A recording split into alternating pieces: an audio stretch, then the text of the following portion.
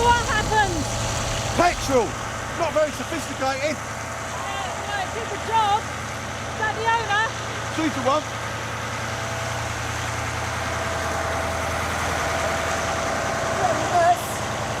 We'll take some details. Icky Gill, number 11. Doral Street. Doral Road. Right then, Nicola. It's Nicky, actually. Double K. Any unit, Canley Street, vehicle on fire, brigade in attendance. That's 2 in 10 minutes. Someone's been busy.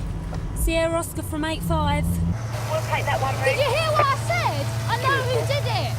Robert Bradford. Good, good. And I know where he is, so you can go and nick him, can't you?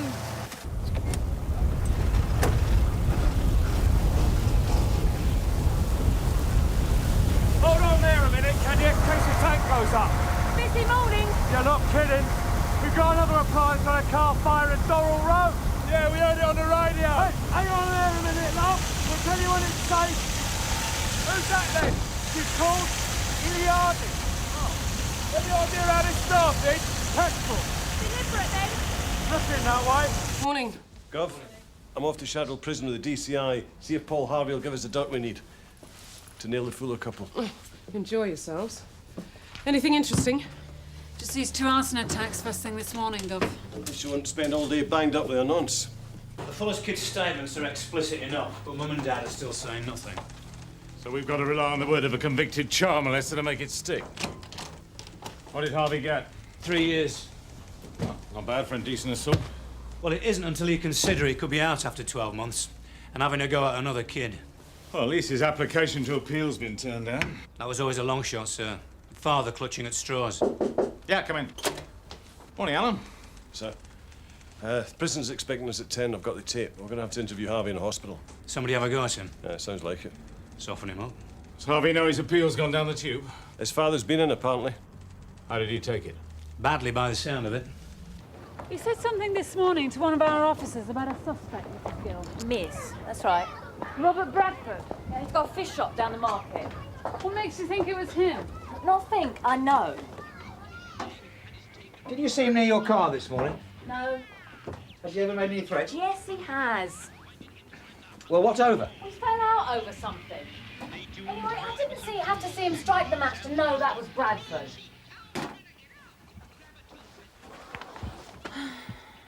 Is your partner? Yeah. Me and Bradford, we used to be an item. But you got the push. Something like that. And you and your boyfriend both live here, do you? I live on my own. How'd you get Harvey sent down anyway? The boy's statement plus a reasonable witness. So what was this attempt at an appeal all about then? Well, 3 days after Harvey was found guilty, his father came up with an alibi. Couldn't stand the idea of his son being a nonce. I'll have to think again, won't he? Because Harvey's in the deep end this time. I mean, the Fullers were using their own kids. We can get Harvey to talk. The Fullers won't see the kids for a long time. How did Harvey react when he didn't get his appeal? Just blank. You don't know what goes on in his head. Well, he'll need his wits about him this morning. What's this, TICs? No, completely new charges. Here we go. Hello, good morning. Armed body and near-death experiences are found. Let's kick off by asking for hands up all who have had a near-death experience. Right, let's kick off. Tell us about it. So whose calling card is this? A couple of our lads took exception to sleeping near a beast. Not a pretty picture, is it? Is it serious?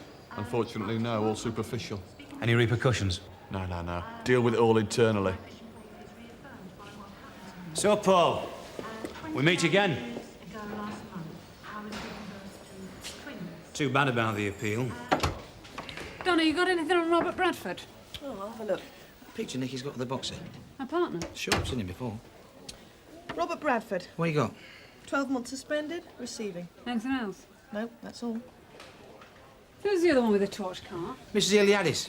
Right, thanks, Donna. Mr. and Mrs. Fuller, have you ever visited their home? I told you, I don't know them. It's on the Larkmead estate. No, never. Do you know anybody on the Larkmead estate? No, I've never been there. You see, there's something strange going on here, Paul.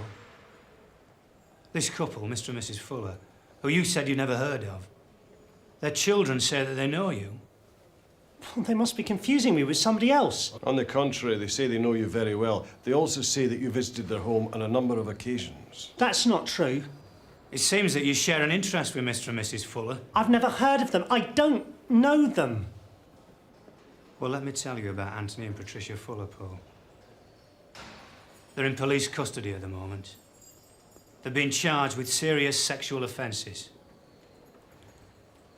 And Mr. and Mrs. Fuller have 2 little children. A girl aged 8 and a boy of 13. They're now in council care, and what they've been telling us is very disturbing. See, what's beginning to emerge, what we're uncovering is some sort of organised group. Do you know what I'm saying?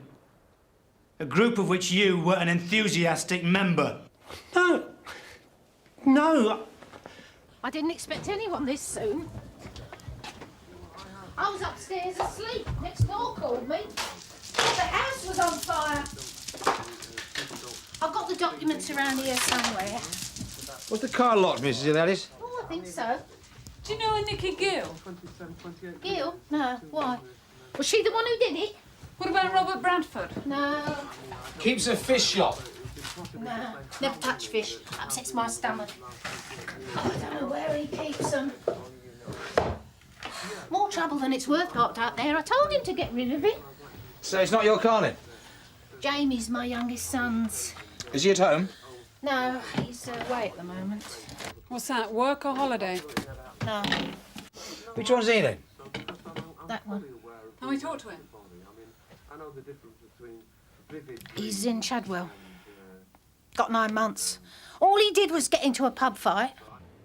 I haven't had anything to do with these people. How often have I got to tell you? You're already serving a sentence for a similar crime. That was a mistake. The boy, the one you said I was with, it was dark. He couldn't see properly. My dad said... What did your dad say? He tried to explain what had happened. Told them where I'd been. They wouldn't listen. Because an alibi made up after the trial doesn't give grounds for an appeal, does it? He couldn't accept, you know, what they said I did. Because you couldn't tell him the truth, could you? You couldn't admit what you'd done. He said we had to fight it all the way, my job prospects and everything. And the appeal failed because you were guilty, weren't you? You were guilty of the assault on that 9-year-old, and what's more, you're guilty of the allegations I put to you this morning. No! You see, I think you know Patricia and Anthony Fuller, and I think you went to that flat on the Larkmead estate several times, and I think that while you were there, you took an enthusiastic part in what went on. I don't do the things you're talking about. Not to children, not to anyone. And what kind of things would they be, Paul? Alan, will you read out to Mr. Harvey the statements made by the Fuller's children? You won't mind if I don't spare your blushes, will you? Go ahead, Alan. No, no! You don't want to hear what the children say? Why's that? Because they make things up, don't they? Children can't tell the difference between real life and imagination. Everyone knows that. I don't think these children are making anything up. What we have here is very detailed. It is very specific. They don't say anything about me. They can't. They say that you were at their home during several of these sessions. They're lying. Well, why would they put your name up? These children who you say you've never met. They must have heard about my case. They knew my name and just to take some of the blame off their parents, that's why. So where did you get the beating? Was it in the shower or in your cell? What difference does it make where it was? You don't have to put up with it, you know. You could go to the governor, get yourself put on Rule 43. That would be the same as admitting I was guilty. Save yourself a lot of pain. There's no point. It won't stop, you know. I didn't hurt Mr. and Mrs. Fuller's children. I didn't touch them. But you were there, weren't you? Listen, Paul. I think you know Anthony and Patricia Fuller, and I think you went to that flat on the Larkmead estate several times. Now, that's right, isn't it? Isn't it? I deserve to be here. I deserve to have all this happen to me. Because of what you did? No, that's what I'm trying to tell you. But you were at the Fullers. Once. Only once. Regularly. Every Thursday, in fact. No, ask my dad. Oh, we'll talk to your dad, all right. I'm sure he's got a very good idea of what your movements were. I was only watching, you see. Nothing else.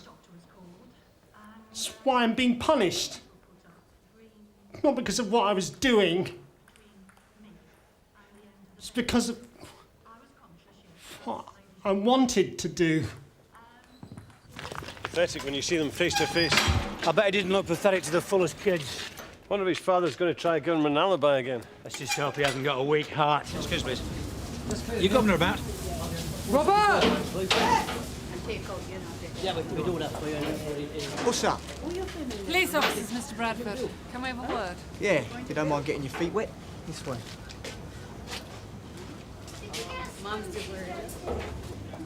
What's the problem? DS Morgan, DC Line, Sun Hill. Do you know Nikki Gill, Mr. Bradford? I know of her. How'd you get on with her? I don't see her anymore. She's not upset you recently, has she? She goes out with a friend I used to have. Oh, yeah, the new boyfriend. What's his name? Leon Walsh. Could you tell us a bit more about this Leon Walsh? Come off here. You know very well I'm not suspended. Otherwise you wouldn't be here, would you? I was that up last year. What was that over? Doing Leon Walsh a favour. You know all this. No, we don't. Tell us. He wanted me to store some dodgy goods in the garage. The stuff was found, and I was going to get done for it. So you grassed on him? How'd he take it? How'd you think? I had nearly £2 worth of fish in that freezer. Then one Saturday night, he gets into the yard. Yeah, turns the freezer off, leaves the door wide open. And he squirts bleach all over the place. Excuse me. You see, the thing is, Robert, Yeah, hang on a second. about 6:30 this morning, someone set fire to Nikki Gill's car, and she reckons it was you. Listen, I've got enough trouble with Leon. I'm not going to torch Nikki's car, am I? What happened to Walsh? 2 years. They've both got a relative doing time. Yeah, Nicky Gill's boyfriend, Leon Walsh, and Mrs. Iliadis' youngest lad, Jamie. Both in Shadwell. Same offence? No, Walsh is doing 2 for theft, and Iliadis is in for glassing somebody in a pub. Took the bloke's nose off. Right, get onto the prison, make an appointment to see them. Come on, pal. Police officers, Mr. Harvey. DCI Meadows, DC Woods, Sun Hill. I remember you. Can we come in? I think it'd be better if we talk to you inside. That's the question being asked in 2 new economic reports published today. We'll have that story in just a few minutes, plus the latest speculation on the Tories' leadership crisis. Do stay with us here on the Midday Report. What was his degree? Electronics. First class honours. He's got a brilliant mind. All his teachers at school and everything. Brilliant. You must have been proud of him. I am proud of him. Mr. Harvey, we've just come from Shadwell Prison. What's happened now? It's all right, Paul's fine. Just a couple of things we want to check over with you. What is there to check? You know they won't even let us appeal. So I heard. I mean, they let murderers, don't they? People like that. It's about a different case, Mr. Harvey. Nothing to do with his last offence. What do you mean? Did Paul ever mention going to the Larkmead estate? No. A family called the Fullers? No. What's all this about? A couple of days ago, several people were arrested on the Larkmead estate in connection with a child abuse inquiry. No way, not Paul. Paul's name's come up. What you talking about, come up? Paul has told us that he was there when certain offences were committed. What? He wouldn't. You must have made him say it. What you been doing to him this time? He has said he was there and he does know the people we're interested in. You must have seen what's happening to him in that place. He'd say anything locked up with them animals. You seen his face, what they done to him? Mr. Harvey, I know it's difficult, but Paul has admitted to being there on at least one occasion. He couldn't have been. He never went out. He was always indoors working. What we'd like to do is talk about some specific dates with you. Could be helpful to Paul. Oh, like I helped him by trying to get an appeal. No one believed what I said then, did they? Made out I was a liar. Mr. Harvey. Have you any idea what all this has been like? Now you're trying to start it up all over again. But Paul seems to think that you'll be able to tell us where he was on the dates in question. He was always at home. He never went out. Well, wouldn't you like to know what the exact dates were? You're going to try and pin all sorts on him now you've got hold of him. You know his teachers. They said they never see anyone like him for work. Mr. Harvey. I should have realised last time. You're not going to leave him alone now, are you? The least thing. Mr. Harvey, The last couple of days I've spent with two little children who've been telling me stories that made me want to weep. It's nothing to do with us. Well, I think it is. And I think you know very well what Paul's like, don't you? I'm saying nothing else to you. Now get out of my house. Now! OK, Mr. Harvey, I think we've got what we came for. Iliadis and Walsh, best pals. They were sharing a cell until yesterday. What, did this... Sorry, hang on. A bit of keys. Did they start having a go at each other or something? No. Didn't get on with their cellmate. Nothing serious. Mr. Walsh, DS Morgan, DC Lines, Sun Hill. What do you want? Got a lot on today, Leon. Yeah, very busy schedule. Well, we're hoping to do you a favour. What? Give me a key? Like trying to find out who set fire to your girlfriend's car this morning. Nikki? Is she all right? She's fine. You've got no idea who might do such a thing? You tell me. You're a copper. Someone who doesn't like you, perhaps. Someone with a grudge. You don't seem all that bothered, Leon. Seem like a nice car. Only a bit of tin, innit? So long as Nikki's all right. Tosh, it does make you wonder, doesn't it, why we get ourselves so worked up over people like this? So why are you? Oh, Nikki wasn't too pleased. No? She gets attached to material possessions. I'm always telling her. She did come up with a name, actually. You don't give a toss about her motor, do you? I'll find out who did it, and I'll sort it out. I don't need your help. That's an awfully ungrateful attitude, Leon, after we've come all this way. Robert Bradford. So that's what that smell is. You can't get it out your nose, can you? It'll hang around all day, that will. So you can't help us? I think we better have a word with your mate. Jamie Iliadis. Yeah, he might be a bit more appreciative of our efforts, Tosh. What do you want to talk to Jamie for? Oh, just a social visit. We'll let you know if anything turns up on Nicky's car. In the meantime, get her to check her house insurance. You never know, do you? You won't get much sense out of Jamie, you know. It's not all there. It's simple. Did you talk to the father? Just now. And? He's still trying to persuade himself that his son's innocent. Did you try to protect him? Tried to, but nothing that's going to get in our way. You had a beige Mark 5 Cortina, EPH 893B, yes? Yeah.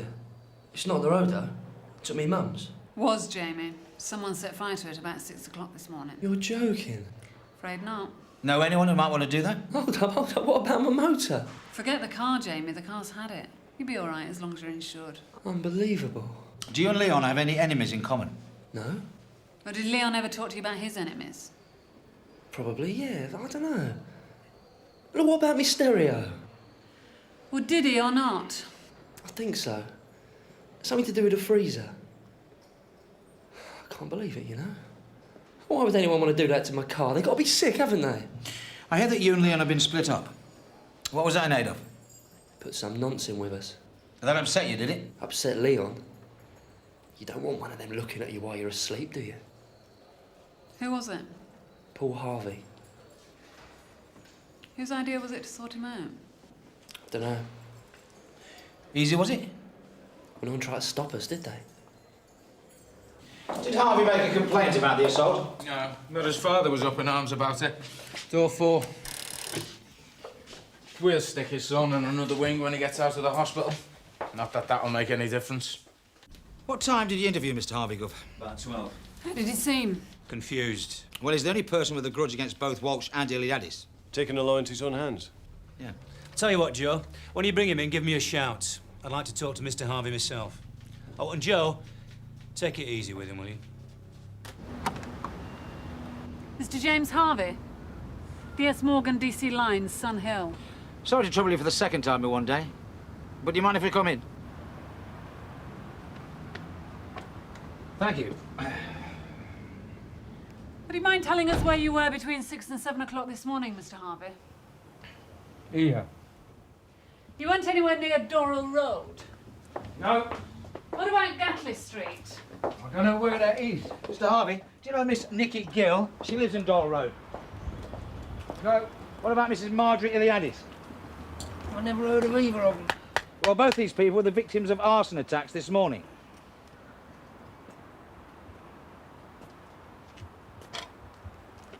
Mrs. Iliadis has a son called Jamie, and Nikki Gill has a boyfriend called Leon Walsh. Are those names familiar to you? I don't understand you people. I really don't understand what makes you tick. I'm sure you don't need me to remind you, Mr. Harvey, that both these people are in Shadwell prison with your son. You know what Walsh did to my son? And Iliadis. So you are familiar with these people? He'd only been in with them a day. First, they poured urine on his food so he couldn't eat. Couldn't have a drink without they spit in it first. Why didn't you report it? Paul can't defend himself, you see. He never could. There are ways of dealing with people like Iliadis and Walsh. Legal ways. You could make an official complaint. Oh, and they'd do something, would they? The authorities. You people think it's a joke. You think men like Paul deserve whatever they get. Bit pointless taking it out on cars, though, isn't it?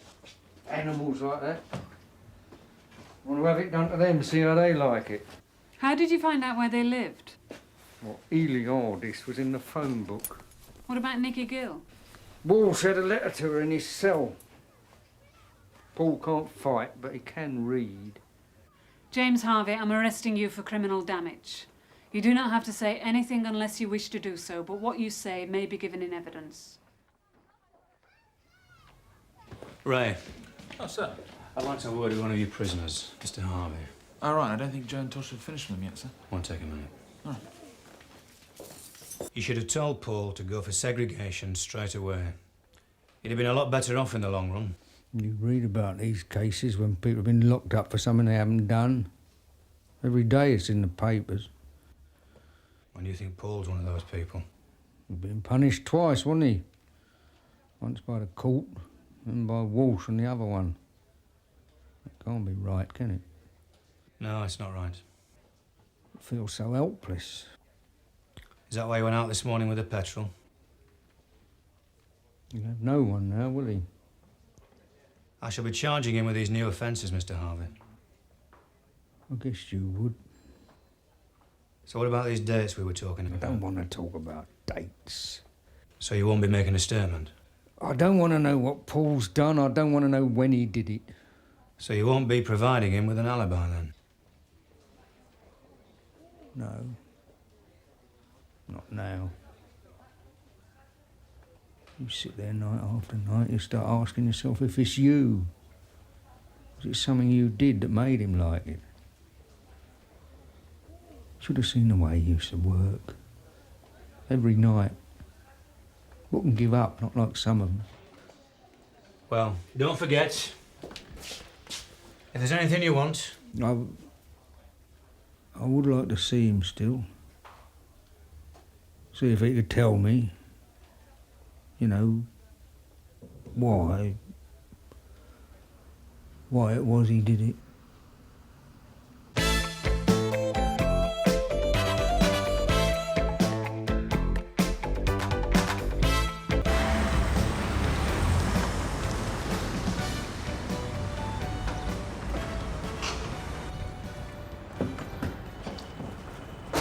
Helen. Good. Got my message. Yeah, first thing. So what's up? I heard a bit of news about someone you might be interested in. Like who? Dave Nugent. So what's Nugent been up to now? I've heard he's planning a job. He's been asking where he can shift a load of leather jackets in a hurry. Is he planning to hit a warehouse? Either that or a wholesaler's. Any idea when? Any time in the next couple of days. Is that all you've heard about Nugent? What do you mean? Well, we had a break-in at Grixon's CD warehouse last week. Nugent's name was mentioned. I just wondered if you heard anything, that's all. Can't say that I have, but I can ask around. Thanks. Anyway, I'd better get on. Who's looking after your store? As a matter of fact, I'm not working down the market anymore. Since when? Last week. Why didn't you tell me? I didn't think you'd be interested. Come on, Ellen, you know the deal. If circumstances change for you, then you let me know. Right. So what's prompted this? Dunno. Suppose after 15 years, I was just fed up. Felt like it was time for a change.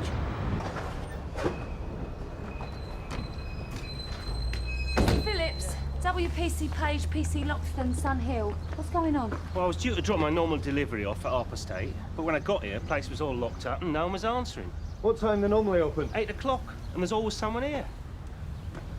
When I spoke to your sergeant, he said he was going to phone the key holder, see what was going on. Yeah, he did and got no reply. Do you know who the owner is? Brian Winters. He runs it with his wife, Bev. This is their car. That's what made me think there's someone inside. Police, anyone there? I've tried all that. Sierra Oscar from 469. Reef Fashion Wholesalers in Ashholm Street. Persons believed locked in premises. Authority to effect forcible entry. Minimal damage, please. Stand well back, please.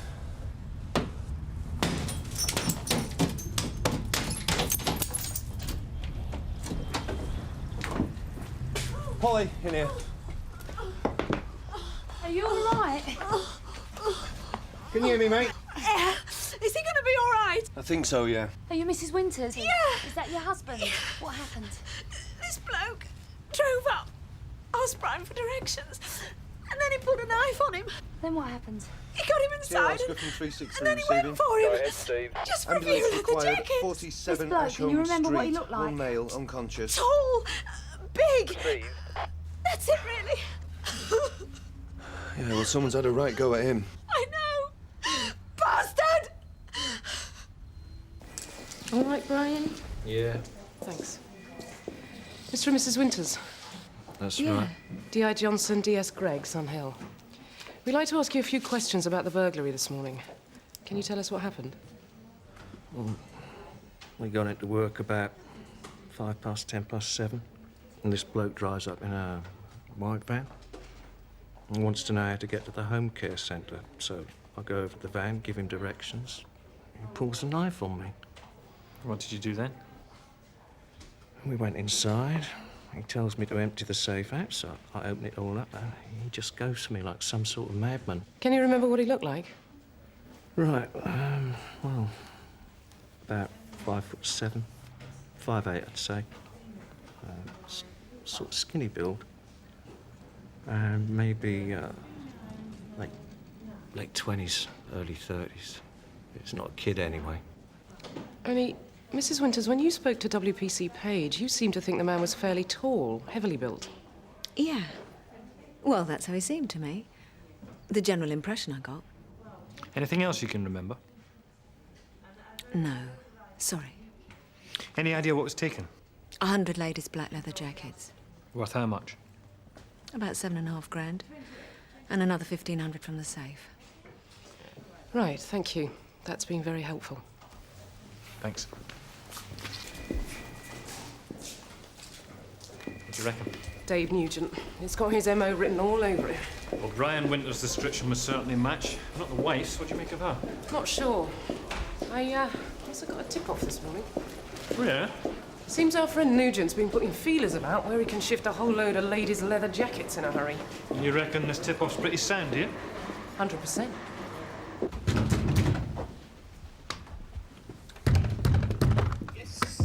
Hello, Dave. Mind if we come in? You got a warrant? I wouldn't dream of seeing you without one. Ah, see you've had the cleaners in then, Dave. That's what you're going to do. Nick me for not doing the washing up. I was watching that. We're investigating a burglary in Asham Street. Oh, I see. And you couldn't think of anyone else to fit the frame, so you thought you'd try me. What am I? Sun Hill's all-purpose villainous, are I? Where have you been this morning? Well, what sort of time this morning are we talking about? 7:30 onwards. Well, at 7:30 I was in bed. Sleeping the sleep of the peaceful and the virtuous. And after that? After that, I got up and I went out as I promised to do some repairs for an old friend. Their bath's been leaking. This old friend of yours, what's his name? What makes you think it's a bloke? As a matter of fact, it's a lady, Ellen Stevens. 23 Doral Road, Farley Estate. You can look it up on your computer. Why don't we look around? Suit yourself. Not going to find anything. So, what time were you at Ellen Stevens? Well, I got there about, 7:45, left just before 9. And she was at home while you did these repairs, was she? Oh, yeah. I mean, she even cooked me a breakfast. We go back a long way. Oi, come on. You satisfied? Not entirely, no. David Nugent, I'm arresting you on suspicion... You listened to what I said. I've told you where I've been and who I was on with. suspicion of burglary. You do not have to say anything unless you wish to do so, but what you say may be given in evidence. Do you understand? Do you hear what I said? Have you actually been listening to what I've been telling you? Yes, you were with a woman called Ellen Stevens. Well, let's wait and see what she has to say, shall we? Come on.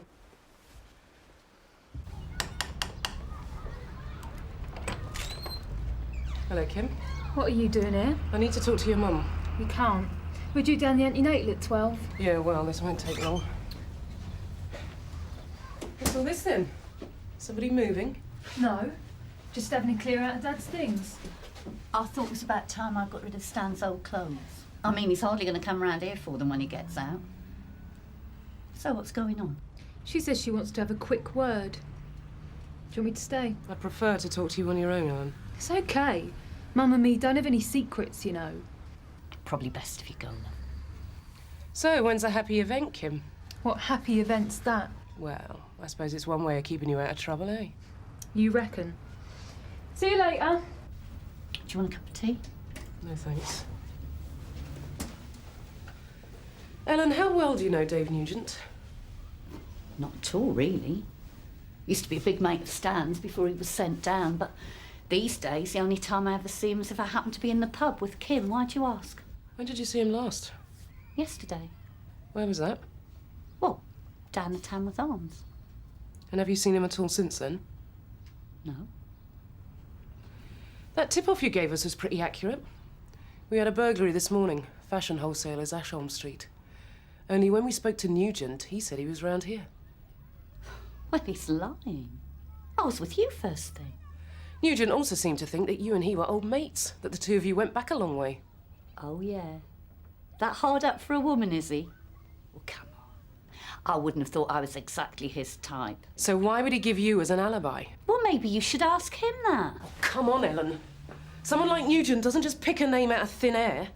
Did he arrange with you that you would be his alibi? Of course not. Then why would he say he was with you? I haven't got a clue.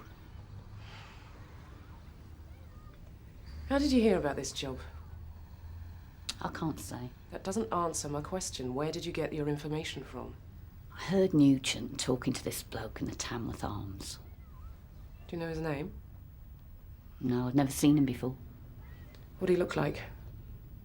Tall, big build, fair hair, 25, 26. Ellen, when was this? Last night. Okay, thanks. Gov, I've got a lead on the CD warehouse job, the one Nugent was in the frame for. Apparently some of the CDs have turned up in the second-hand shop on Tarwin Road. Right, can you and June get onto it straight away? Yeah, how'd you get on with Ellen Stevens? She back up Nugent's story? Not exactly, no. What did she say?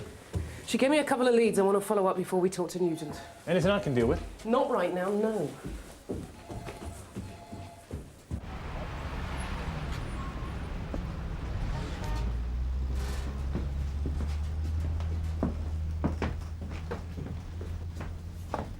Hello, here we go. Oh. Yeah? You're the owner of this shop? Yeah, why? Yes, Greg, WPC Ackland, Sun Hill. And you are? Porter, Matthew Porter. So what's going on? We've reason to believe that stolen CDs are being sold in this shop and we've a warrant to search these premises. I don't know what you're talking about. Well, this sort of thing, actually. Wild Crew, very popular around here, are they? Another box by the same band here. Where'd you get them? Look, I was told that the record company's gone bankrupt. They were selling them cheap, so I said I'd take a few boxes. Is that right? Well, according to this, the record company's based in Santa Barbara, California. I suppose they just happened to be passing by here. Well, I don't know. Maybe they got a local base or something. OK, let's stop wasting time, shall we? Who sold you these CDs? I told you, someone came round from the record company. And what was the man called? He wasn't a man. It was a woman.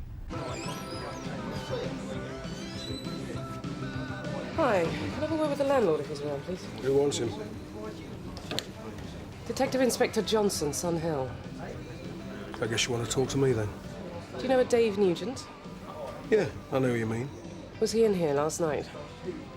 Maybe. I was told Nugent was in here talking to another man, mid-20s, fair hair, big build.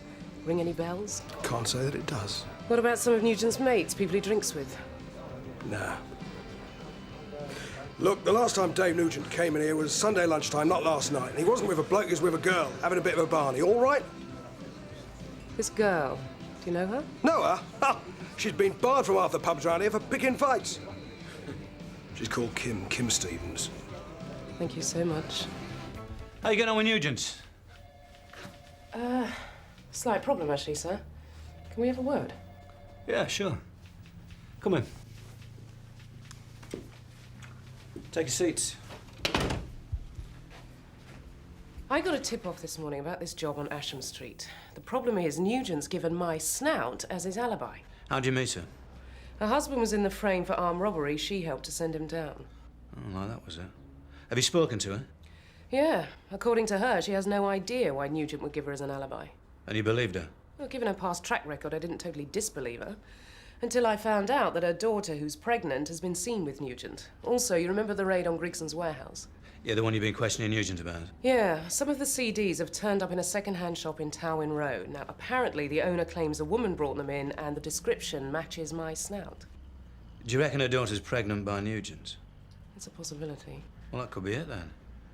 Your snout took an exception to their relationship. She wanted him off the scene. What's the daughter like? I did her for possession and assault 2 years ago. Nice family. She's still in the area? Yeah, she lives in a squat on Canley Road. Well, I'd have a go at her then. Chances are, if she knows her mother's a snout, she'll know what else her mum's been getting up to.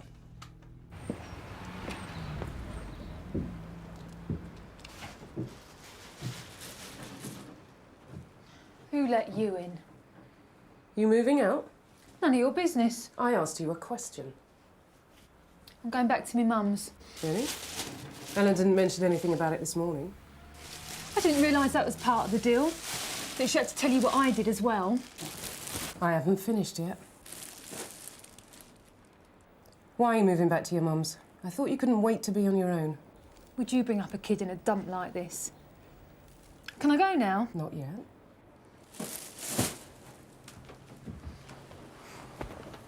What do you want?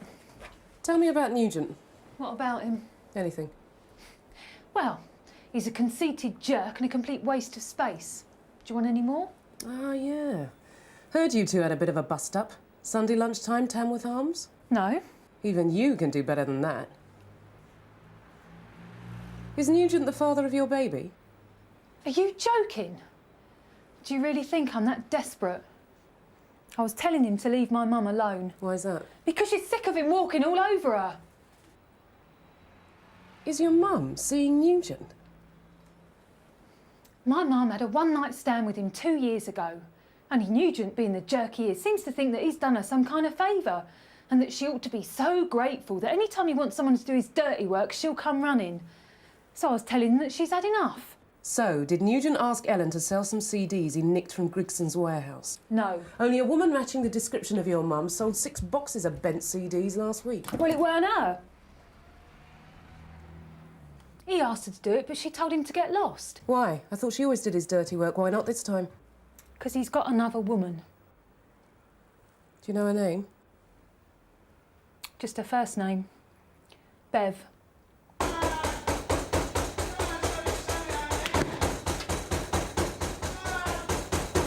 What's the matter? Oh, so there's still life in here, is there? I was beginning to think you'd all gone home. Well, I'm glad I could put your mind at rest. Is that it? No, it's not. I've been stuck in here for nearly 2 hours now. I'd like to know when somebody's actually going to get round to interviewing me. Well, I'm sure D.I. Johnson is looking forward to it as much as you are. Oh, very funny. Ah, Sarge, I think I may have got a lead on those CDs we bought in. What's that? Well, I found part of a label on the bottom of one of the boxes, and when I checked out the name of the company on the label, they turned out to be a local storage firm. I think it might be worth going round there. Right. So you want to check deposits made around the 16th and 17th, right? Yeah, we think a number of boxes of CDs were left here around about that time. Well, have you got a name? No, I'm afraid we haven't. And it's CDs you're looking for, yeah? That's right. I know there was a lady in a few weeks back, left some boxes of CDs, but I don't think it was on those days. I think she said she was moving house or something. No, I'm wrong. Here we go. Paid on the 17th. And what's the name? Beverly Winters.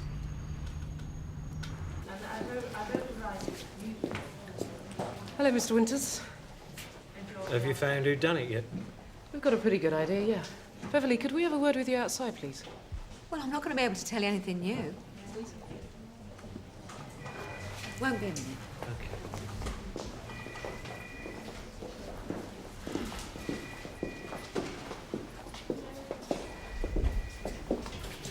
Any idea how long they plan to keep him in? A couple of days, I suppose.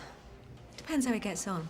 Must have been very distressing to watch your husband being attacked so viciously for no good reason. Yeah, it was. Or was it all part of the deal you had with Dave Nugent? Rip your husband off and then get Nugent to do him over? Perhaps you'd like to tell us about the raid on Grigson's warehouse. And the CDs you put into storage?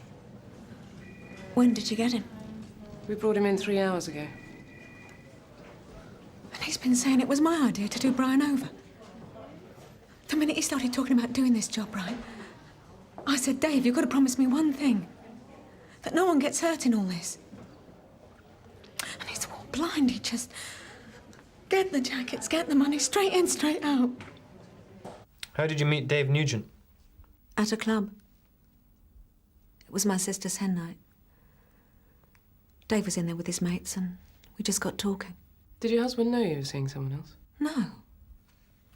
And even if he did, I don't suppose it'd register. Why is that? All Brian thinks about is the business. All he lives for.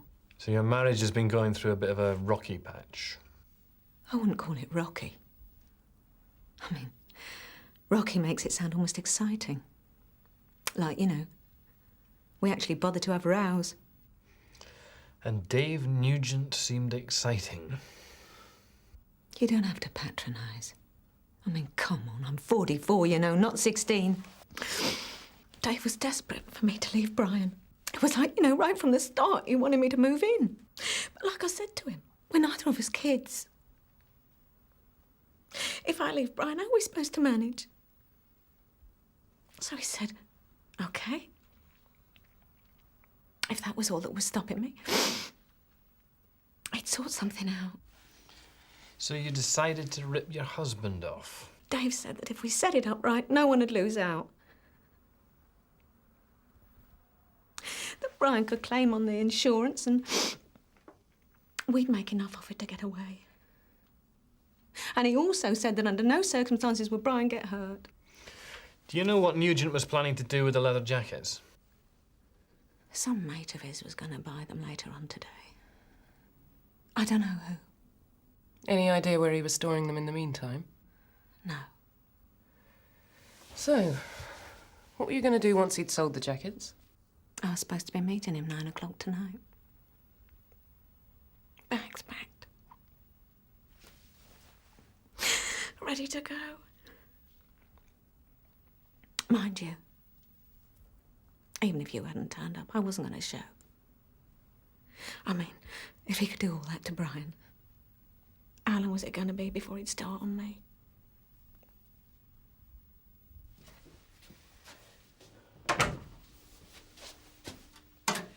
Taped interview with David Nugent. Officers present, D.I. Johnson, D.S. Gregg. Commenced at 2:40 p.m.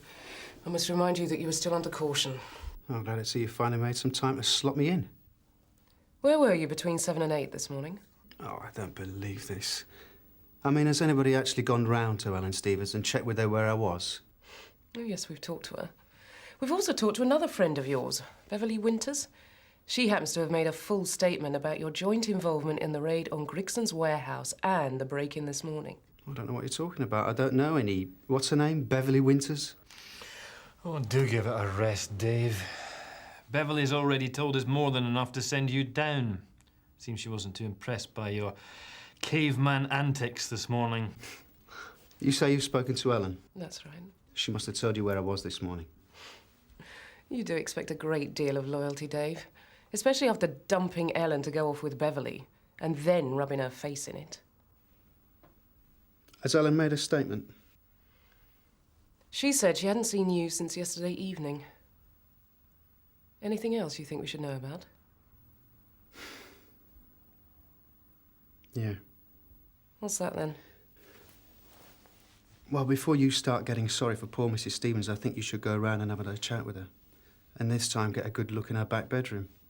For what? 100 ladies' black leather jackets. Which she's been storing for you? Till 4:30 this afternoon. 50 quid to her as soon as I'd sold them.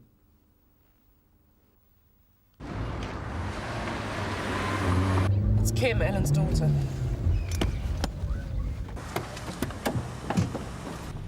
Thought you were moving in, not moving out. Oi!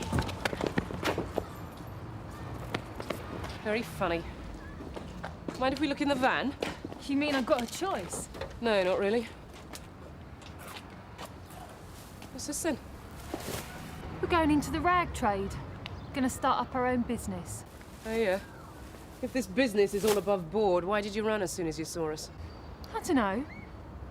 Natural instinct, I suppose. Kim Stevens, I'm arresting you for handling stolen property. You do not have to say anything unless you wish to do so, but what you say may be given in evidence. Do you understand? Where's your mother? No comment. Fine, I'll just go into the flat then. Do you want me to come with you? No, I think it's best if I go by myself, since I've known Ellen for quite a while now. Didn't you know her and your mum are good friends then? No. As a matter of fact, this is the first I've heard of it.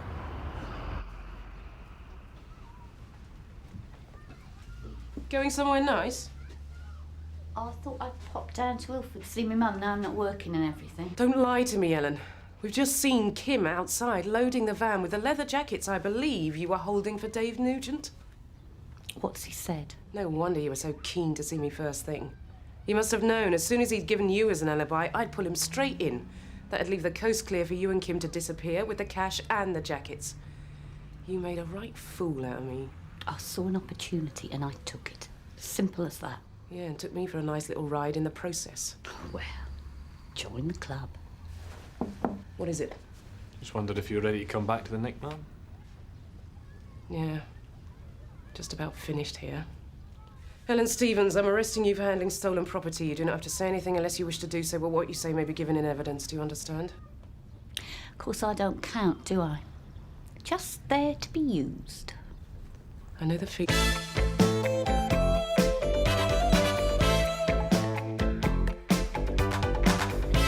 That PI in Ocken Street, it's by the railway bridge. Yeah, thanks, Sarge. We're there now.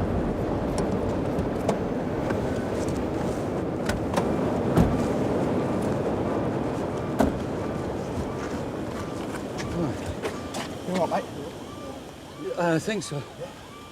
Oh, God, Nicola. Michael? I'm okay, love.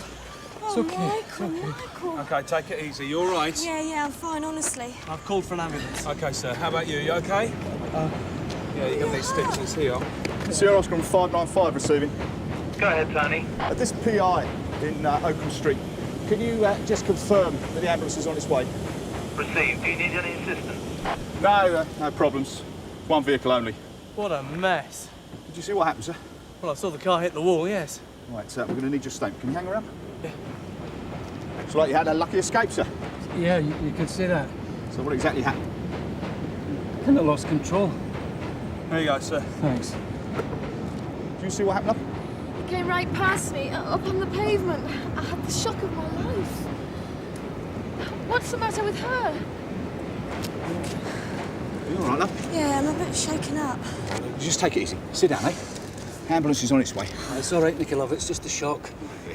Won't seem so bad in the morning, eh? You all right, love? Can you hear me? George? Yeah. He's passed out. Pulse is weak. Sierra Oscar from 218. Go ahead, George. Hey, what's the ETA on this ambulance? A call to LAS went straight through. Got one casualty unconscious, Sarge. Can't feel a pulse, George. Right, resus quick. What's wrong with her? You keep What's back, wrong? please, sir. Well back. I can't believe this is 1, happening. 2, 3, 4, 5. Got you. Nicola! Nicola! 1, 2, 3, 4, 5. She took a breath. I saw her. Over here, quickly. I saw her breathe. Pulse stopped half a minute ago. We haven't been able to bring her around yet. Okay, thanks. Stand clear, everyone.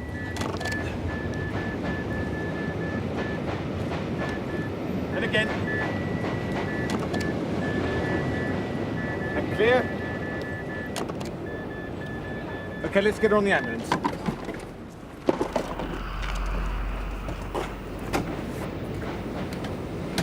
Sierra Oscar 595 receiving. Go ahead, Tony. This RTA Ocken Street. 3 left. It's now possible fatal. I need to preserve the scene. Sierra Oscar 84, we're close to Ockham Road. Show us as assisting. Okay, Mike. Sierra Oscar 1 from Sierra Oscar. I think Mr. Monroe's in a meeting at Barton Street, Sarge. He may be off there. Right, bell him for me, please, Polly. Sierra Oscar from 218. Go ahead, George.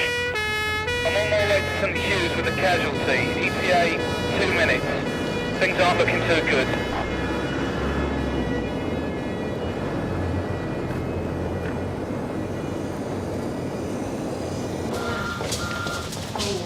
A 20-year-old female been in a car accident, arrested when we arrived.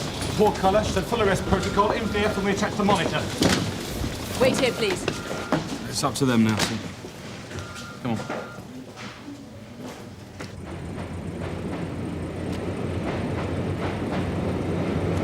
How do you manage that then? The driver reckons he lost control. What do you mean? Drove straight at the wall.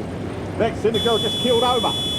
You're all right, sir. There's nothing we can do about it. You have to turn around and go back the other way, OK? Sorry.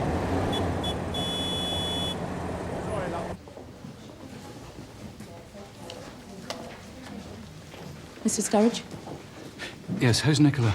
are you her father? No, Nicola's my wife. How is she? It's bad news. I'm sorry, we couldn't revive her. Can I ask what it was? Internal injuries. My guess is ruptured aorta, but we can't tell for certain at this stage. Can I see her? Not just yet. Okay. Just let me know when she's ready to be seen.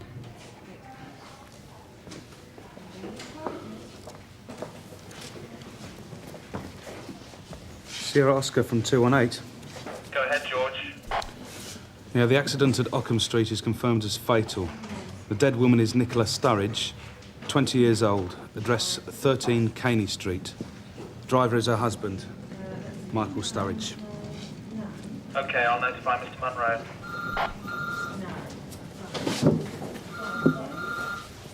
Mr. Sturridge. Mr. Sturridge. I'll be all right. Just give me some time. I'm sorry, Mr. Sturridge, but I need to breathalyse you. What? It's standard procedure. Let's get it over with, OK?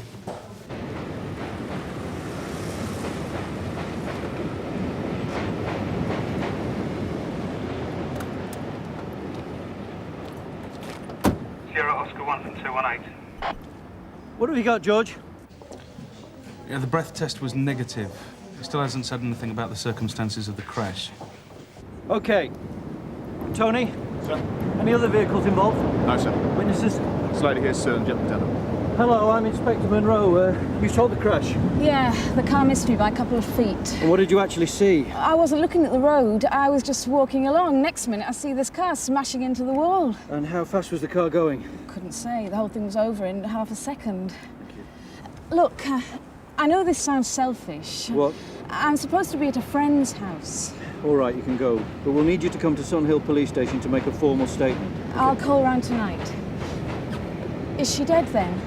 The woman in the car? I'm afraid so. I thought as much. She just went.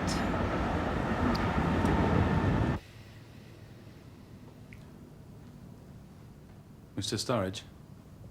Yes? We need a formal identification, sir. Sorry? Is this your wife, Nicola Sturridge? Yes.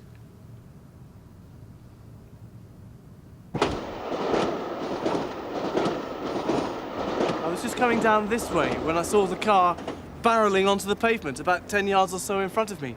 I just slammed on the brakes. And what other vehicles were on the road? Well, there was nothing near him when he crashed. You sure? Yeah? And how fast was he going? Well, it's hard to tell.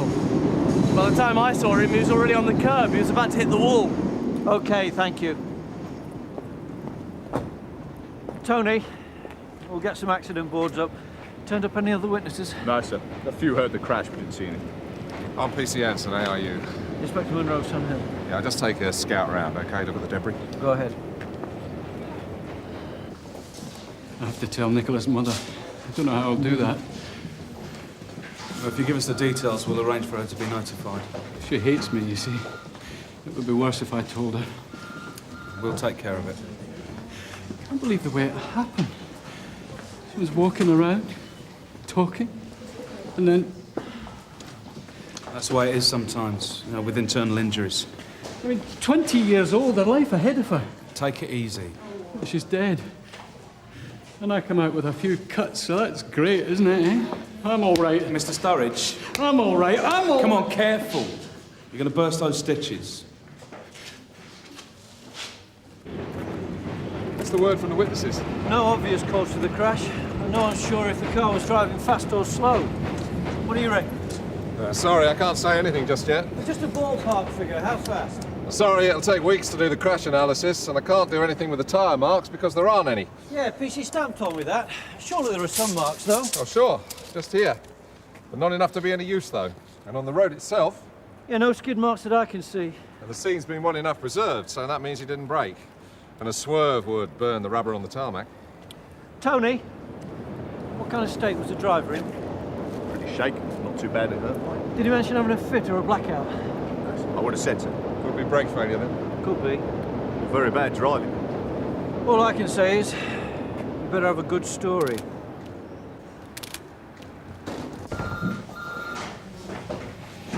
Right, I'll be going. And, thanks. I'm afraid you're going to have to come down to the station now, sir, make a statement. No, I can't do that.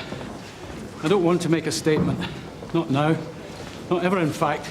I'm sorry, sir, but you have to. Look, my wife is dead. All I want to do now is go home and get drunk. Look, I know how hard this is, sir, but it's important. And it's best to do it now while it's still fresh in your mind. Look, will you leave me alone? I must ask you to come with me, sir. No. Please? Look, what's the matter with you? I crashed the car, OK? End of story. It's not enough. We need to know exactly how the crash happened. Well, it just happened. Like a clear stretch of road. No other vehicles involved. It happened. Well, did you lose control of the car? Did you swerve to avoid something in the road? A cyclist, Look, perhaps? it's none of your business. Look, come on, Mr. Sturridge. Now, you do realise that you could be prosecuted for dangerous driving. You could go to jail, you know. Good. What? Well, I hope I do go to jail. I was driving. I'm to blame. So you admit that you were driving dangerously, then? I admit I killed my wife. I killed Nicola. But please, don't make me talk about it. Come on, Mr. Sturridge, let's go. Nicola. My little girl.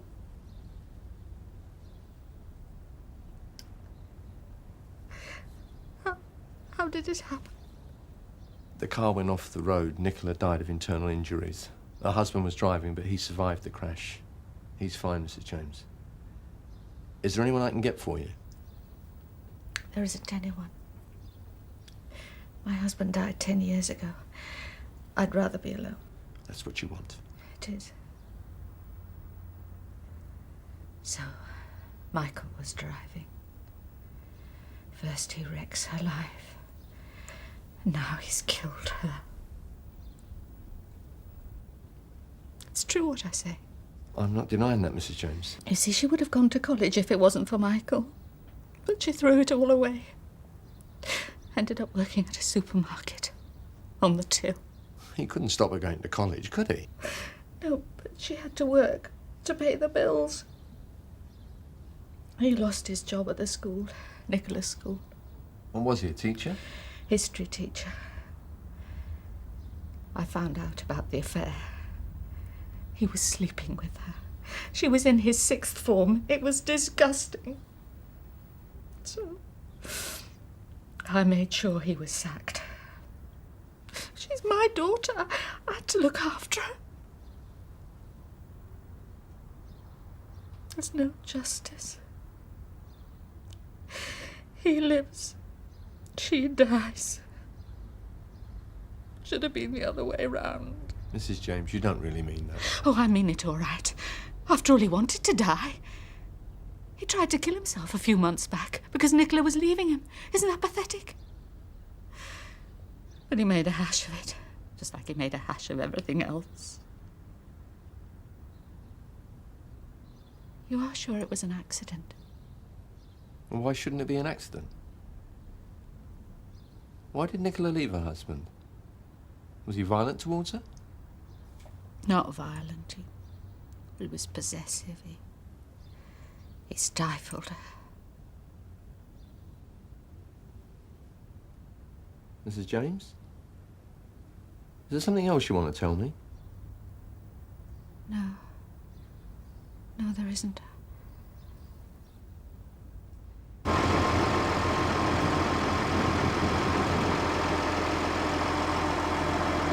Anything iffy?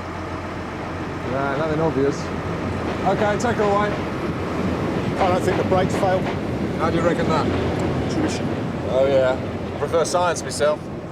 Even if the brakes did fail, I reckon we can do it for dangerous driving. Must have been bombing it, otherwise the girl wouldn't have died like that. I'm not so sure. I mean, you hit a wall at 30 miles an hour, it's more than enough to kill you. If you're wearing your belt? Well, the belt don't stop the jolts, and the jolt can kill you easy. Surely you've got to crash at speed. I mean, I've pranked cars at 30 before now. It's no fun, but it's no big deal. Yeah, well, it depends what you hit and where the momentum goes. But in theory, if the car comes to a dead halt and the organs carry on moving, maybe you've been lucky. Oh, what's up, Bob? I spoke to Nicola Sturridge's mother. Yes? And she said a strange thing. When I told her about the daughter's death, she said, "Are you sure it was an accident?" Well, I haven't spoken to Sturridge yet. All I know is there's no obvious cause for the crash. No other vehicles involved, no pedestrians. So it could have been the brakes failed, it could have been dangerous driving. Any chance it was deliberate? There's always a chance. Come on, Bob, what have you got? Well, the mother said that Sturridge tried to commit suicide a while back. Nicola threatened to leave him. Not a happy marriage, then. That's no crime. Well, I checked the occurrence book. It happened 5 months ago. He cut his wrist, tried to slash the jugular, was lucky to survive. So, Sturridge has suicidal tendencies. So what? You think he might have tried to top himself in the car crash? It's a possibility. He had his wife in the car. Yeah, but like I said, they had marriage problems. It's been done before. Murder, suicide bid, using the car as a deadly weapon. True, but I've got no reason to think that's the case here. Though there are some odd circumstances. It's a neat way of doing it. Drive the car into a wall, kill the wife, kill yourself. If that was his plan, he messed up badly. Well, she's dead, isn't she? But he's alive. Tough one. Mr. Sturridge. Inspector, you ready now? Sorry to keep you. This is a taped interview between Inspector Andrew Munro and Michael Sturridge at Sunhill Police Station at 5:45 p.m. PC Garfield also in attendance. Mr. Sturridge, you are not under arrest and you're free to leave the station. You also have the right to free legal advice. I should caution you that you do not have to say anything unless you wish to do so, but what you say may be given in evidence. I understand. I have to ask you about the accident now. Yes, of course. Let's just go through it one step at a time. Earlier today, were you driving a red Yugo, registration number? D667XMV. Yes, I was. And was there a passenger in the car? Yes, of course, Nicola. That's Nicola Sturridge, your wife? That's right. And what street were you driving along when the accident happened? Ockham Street, on our way to the pool. We both have the same day off, you see. I work as a clerk now with a haulage company. I had trouble finding another teaching job with my references. Nicola would... You don't need to know all this, do you? Just tell me what happened. I was going too fast. 40, 45. Drove straight into the wall. And were you distracted for any reason? No. And were there any mechanical problems with the car? No. No problems with the brakes, for instance? No, the brakes were fine. I was just being stupid. 2 seconds worth of idiocy and my wife's dead. You realise the implications of what you're saying? Yes, I realise. I was negligent and reckless. I was going too fast, panicked, slammed on the brakes, crashed into the wall. So you braked hard, but you couldn't stop in time? That's right. But there were no tyre marks on the road? No? No. Oh, no, there wouldn't be. That's because I froze. I mean, we practically hit the wall before I managed to brake. So why did you say you slammed on the brakes? Well, because I should have braked sooner, but I didn't. In other words, you've decided to change your story. Oh, look, it's the same story. I did brake, I didn't brake. Who cares? I'm still negligent. If anything, more negligent. I mean, I don't get it. What's the problem here? 5 months ago, you attempted to take your own life. Why did you do that? Sorry, what's that got to do with anything? Answer the question, please. Oh, I don't believe this. Was it because your wife left you? Yes, yeah. You think I drove at that wall deliberately, don't you? Did you? Just because I make one suicide attempt, you assume I was having another go. But why would I do that with Nicola in the... Oh, no. Mr. Sturridge. You think I meant to kill Nicola? Look, I don't have to put up with this. You're free to leave if that's what you want. but you'll have to answer these questions sooner or later. Please, Mr. Sturridge, I just want to get at the truth. I need to use the toilet. George, interview suspended at 5:55 p.m.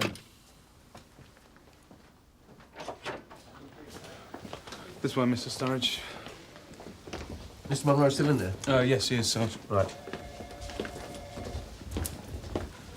How's it going then? Well, Sturridge admits causing death by dangerous driving, virtually begging to be jailed for it. That's clever.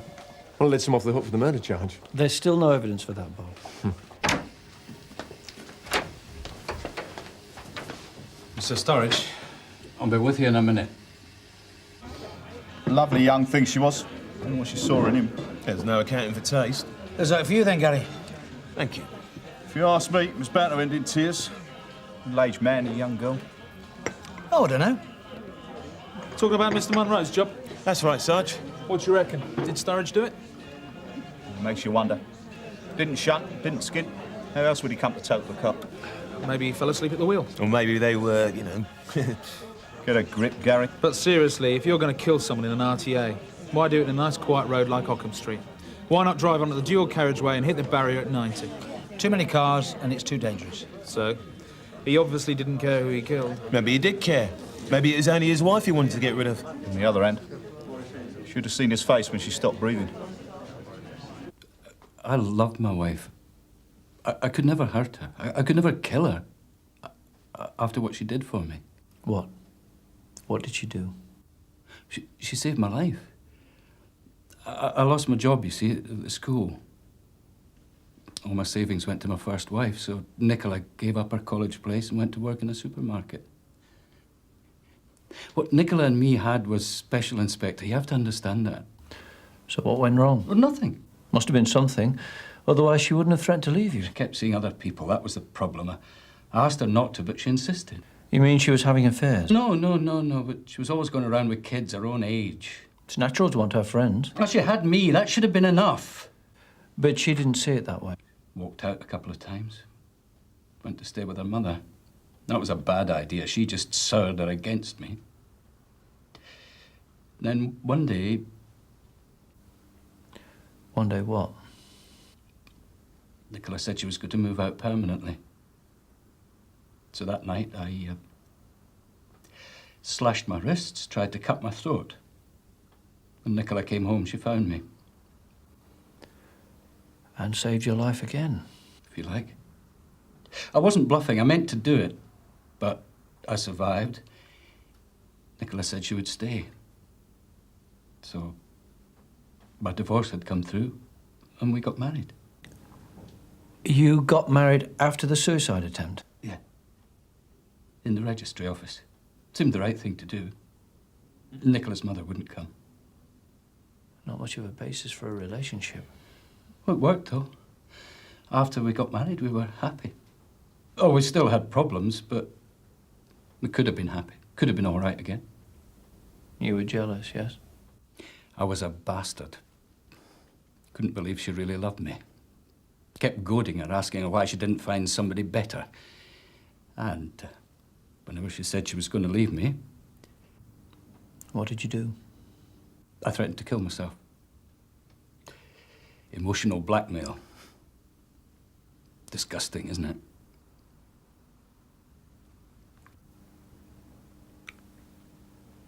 Mr. Sturridge, did you intend to kill your wife? No, I didn't. It was an accident. We were quarrelling in the car. Nicola lost her temper, lashed out, hit me in the face. I was busy fending her off, keeping the car straight, and when I looked up, the wall jumped out at me. That's the truth, Inspector.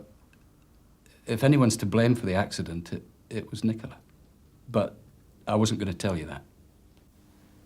So let me get this straight. You're saying it's her own fault that Nicola is dead? She behaved recklessly, attacked the driver of a moving car. Why would she do such a stupid thing? You don't understand. It was my fault. I was going on at her about the boys at work, which ones she'd been to bed with, who were the tasty ones. I was just winding her up. I couldn't help it.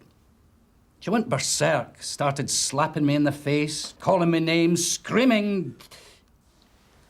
Interview terminated at 6:10 p.m. What? A full report of my investigation will be sent to the Crown Prosecution Service. They'll decide what charges are to be brought, if any. In the meantime, you're free to go. Is that it? Yes, that's it.